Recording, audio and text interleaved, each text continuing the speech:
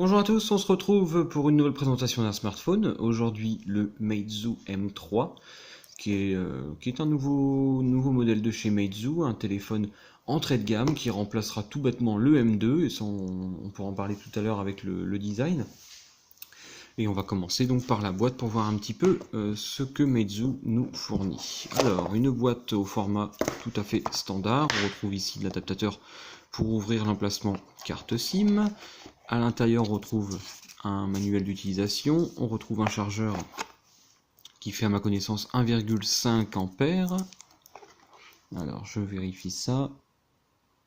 C'est bien ça, on est sur du 1,5 ampères, donc on n'aura pas de la charge rapide, mais on aura quand même une batterie qui saura se recharger, je pense, en un temps tout à fait correct. Et on retrouve un câble micro USB. Voilà. Donc le Meizu M3, qu'est-ce que c'est? C'est tout simplement le Meizu M2 avec une configuration revue un petit peu à la hausse, puisque là on est sur un nouveau médiatek, le MT6750.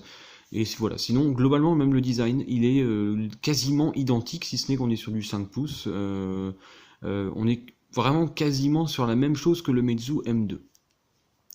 Donc au niveau du design, donc je disais on a là ici une coque en plastique à l'arrière avec une caméra et son flash. On retrouve ici les boutons de volume, le bouton power. En bas, on retrouve les haut-parleurs, l'emplacement micro USB. Ici, on retrouve les emplacements pour carte SIM. Et sur le dessus, un jack 3,5 mm. À l'avant, qu'est-ce qu'on retrouve? Juste un bouton physique, comme d'habitude avec Meizu. Celui-ci ne fait pas empreinte digitale parce que ça c'est plutôt réservé quand même à des Meizu un peu plus haut de gamme. Et on ne retrouve pas de bouton ni retour ni menu. Ça c'est aussi une grande habitude chez Meizu. Une fois allumé, on retrouve ici une ROM tout à fait traduite en français. Vous retrouvez les services Google, vous retrouvez rien de spécial, sinon toutes les applications qui pourront vous servir au quotidien, Gmail, les vidéos, la galerie, calculatrice, etc., etc., etc. Et on est sur la dernière ROM de chez Meizu, donc Flyme. Et là, on est sur Flyme 5. Je regarde 5.1. Donc qui est l'interface de chez Meizu dans sa dernière version actuelle. Donc qu'est-ce qu'elle apporte?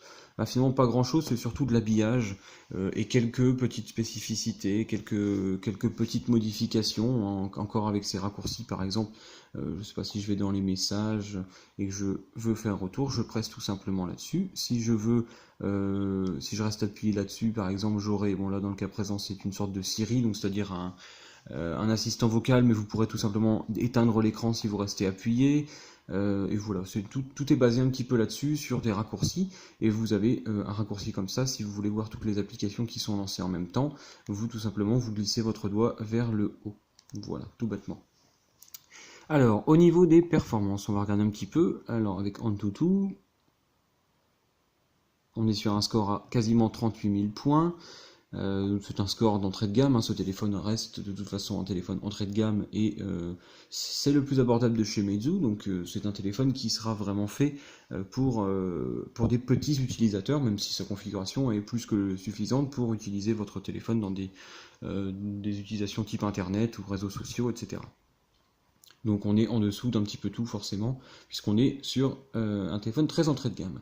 Alors dedans on retrouve un processeur MT6750 comme je disais, Android 5.1, une puce Mali T860, un écran 5 pouces HD non Full HD, 2 Go de RAM, 16 Go de stockage, le processeur est à 1,5 GHz, et voilà, c'est à peu près tout ce que je peux signaler. Le téléphone est double SIM, il est 4G, donc c'est vraiment l'entrée de gamme de chez Meizu, c'est très bien par exemple pour un premier smartphone ou pour des utilisateurs moyens de téléphone, c'est-à-dire finalement la grande majorité d'entre vous, ce téléphone pourrait très bien leur correspondre. Ensuite j'ai fait un 3D Mark, même si ça ne sera pas très intéressant de savoir ce que ce téléphone peut faire sur 3D Mark, parce que le 3D Mark est quand même très demandeur.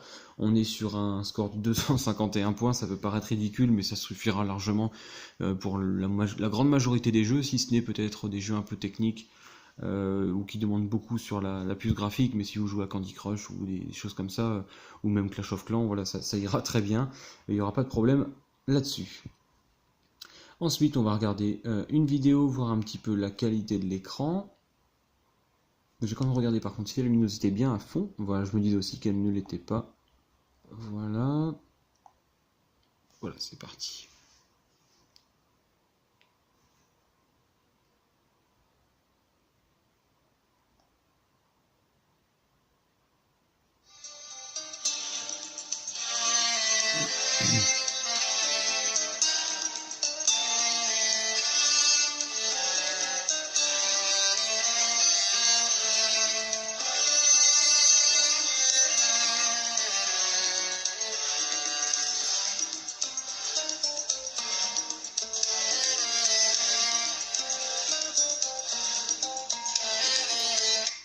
Ben voilà, cet écran il est tout à fait correct, la partie sonore également, elle est plutôt bonne.